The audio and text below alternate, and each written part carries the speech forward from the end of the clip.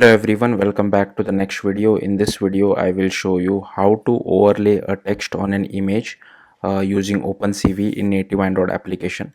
So let's get started. So the first thing which you will have to do is you will have to go to opencv.org/releases, and whatever is the latest version, go to that. So here it is 4.10.0, and just click on this Android button. It will download the Android HDK of OpenCV for you. It will be a zip file. Just unzip it. I have already unzipped it, so it is something like this. Now also I have created one practice project which is open inside VS Code, because I will be copying some code from this. Very difficult for me to remember the code, so don't get confused, but I'll explain you as much as I can. So yeah, let's get started. So firstly, we'll just have to go to file. Once I have created an Android project, I'm using XML layout, but if you want you can use Jetpack Compose as well, because the UI logic is very minimum. Then just click on file, new, and here click on import module, and then click on this folder icon. Then you will have to navigate to the OpenCV Android HDK. Click on this HDK folder and just click on open. Then we have to name it OpenCV. So I'll just name that. I'll click on finish. Now again, this will take little bit of time to do all that Gradle syncing and stuff. Let's see what's the next step is. So we have to update the min and max HDK of OpenCV Gradle file as well. So if you open, once this Gradle syncing is finished, if you open this Gradle scripts, let's just wait. It is still not reflected. Here you will see a build.gradle of OpenCV as well below this module app build.gradle.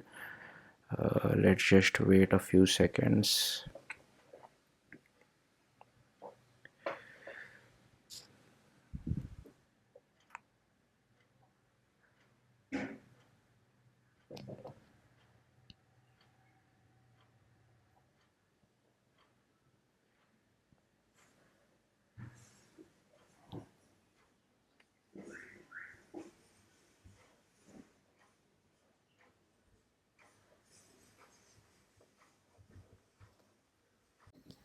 Alright guys, so OpenCV was successfully installed. In case if you faced any issue, what I would recommend is just go to your settings, HDK tools, and just scroll down, and here make sure you have this NDK. At least at the time of me recording, this OpenCV version which I am using requires NDK 27.0.120779773, but it can be a different version if you are watching this in the future.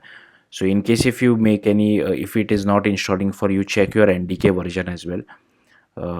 Okay, so this is done. Then if you open the Gradle scripts, here you can see the build.gradle of OpenCV as well. Now if I go to build.gradle of my app, the compile HDK is 35, min HDK is 26, target HDK is 35. So what I can do is I can change this to 35, this to 26, and this to 35 for build.gradle of OpenCV. Okay, one more thing which I want to tell you. Now we also need to change this Java version as well. Now don't get confused, like some of you might be thinking, okay, I'm using Java version level inside the app build.gradle, maybe we can use the same thing. That will not work. What you'll have to do, again go to Android Studio settings, go to build execution development, build tools, select on Gradle, and here you can see it is using the JetBrains runtime of 21. So it is basically like Java 21 it is using. So same version will have to assign it to build.gradle of OpenCV as well. So just come over here, and it is using Java 8 by default. I will just assign it to Java 21. Okay, once that is done, I can just click on sync now, and it will again do all the changes internally. Then we have to go to file, project structure, dependencies. So let's just wait for this to finish.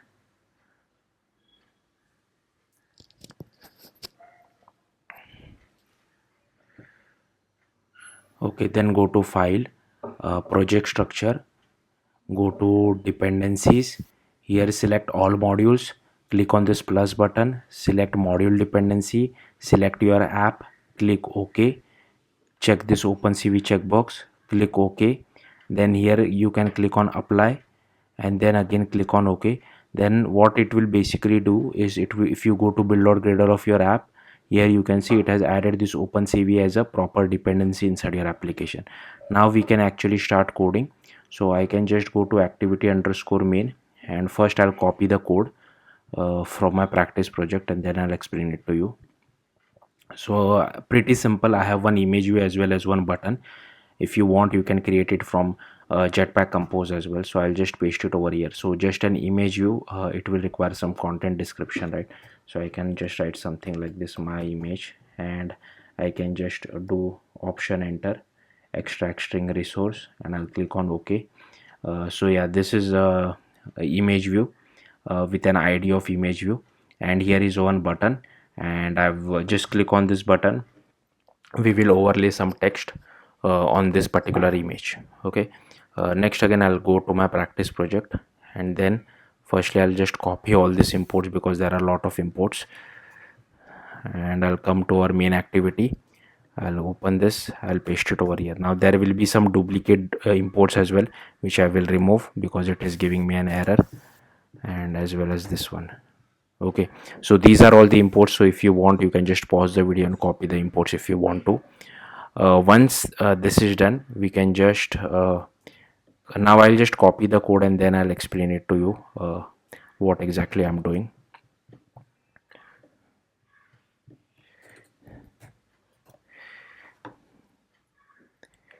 So this next is this one,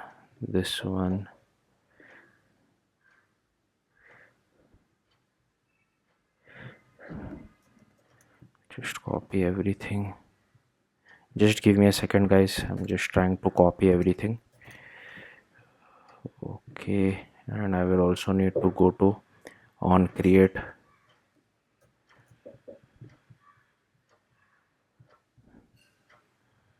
Scroll at the top.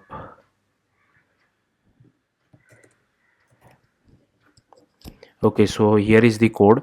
Now let me try to explain you guys the code. So what exactly are we doing?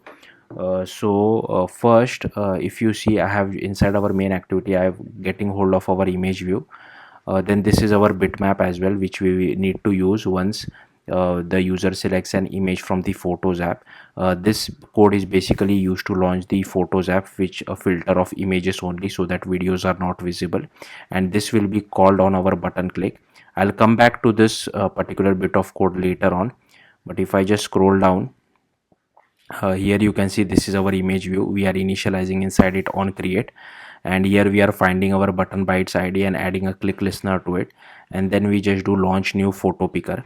Okay, so that's it will launch the Photos app, and here we are also initializing OpenCV, so this is also important, so make sure you do this as well.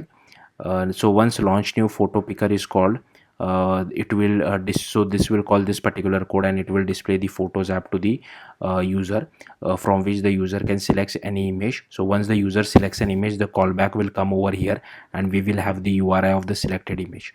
So once we have the URI on a background coroutine thread, we convert it to a bitmap. I'll just yeah, we convert it to a bitmap. So this is the code of converting it to a bitmap. Then we create an image mat as well. Then we just copy that bitmap to this particular variable, and then we just do utils.bitmap to mat. Then here we have created a method called overlay text on image. Here you can pass whatever text you want to overlay. This is our image mat, and here you can change the color to whatever you feel like is correct for you. Then here is once we get the result bitmap, we again create a bitmap out of it, and again we do mat to bitmap, and once we have that, we just release all these things so that we don't keep it inside our memory, and once we have a proper bitmap, we just display it inside our image view. Now to show you guys the method, so I have created this method twice because I'll show you the output for both, because of how different the overlay text is little bit. That's why I'm not sure what exactly would you be interested in. That's why I'm showing you both the ways. It is more or less the same thing. So here we create an output bitmap. This is our overlay. Here we calculate the max text width. Then here is our font scale, thickness. You can change it to whatever you feel like. This is the text size. Here I'm just checking whether to adjust just the font size if the text is too wide. So even I have copy pasted this code from ChatGPT. Then here we just calculate the text position to center it. So I want that text to be exactly at the center. Here we assign some padding as well for a background rectangle, so that suppose if your text is white color and your image is also white color, so the text would not be displayed. That's why we are assigning some background color to our text. And here we just draw a semi transparent background rectangle. So this is the code for it. Once that is done, here we draw text with custom color with whatever you have provided.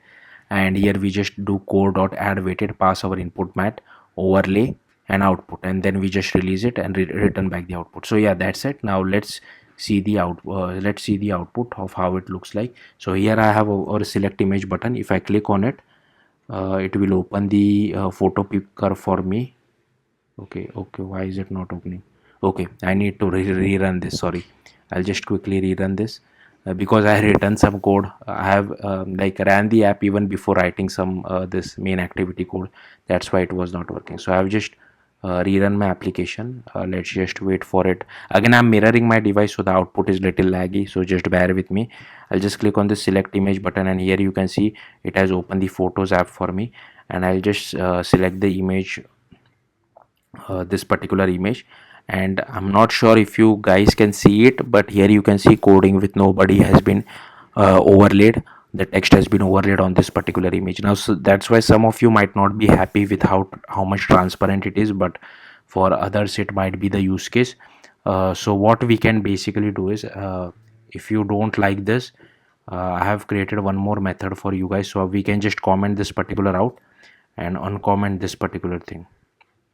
Again, this is also pretty much the same thing. It's just that it will display the text more. It will have less transparency on the text. So if I just show you this method, again same thing. This is exactly the same. Initial text size, adjust the font scale, text position, padding, and then draw semi transparent background rectangle. And here we just draw text with full opacity. So that's what this has changed. Rest everything is same. So I'll just click on this select image button. Again, I'll just pick one image, and here you can see this is the output. So hopefully you got the point. Again, I'll just show you the code one more time, so feel free to pause the video wherever you feel like. If you have any comments, do let me know. If you have any suggestions or questions, do let me know in the comments as well. So yeah, I'll simply scroll through this.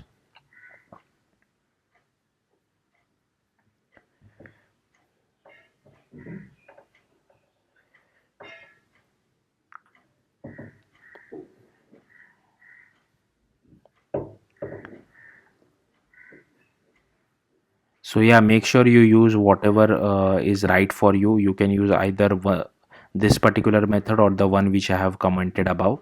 So yeah, I'll leave that up to you. But yeah, that's it. Thank you for watching. Bye.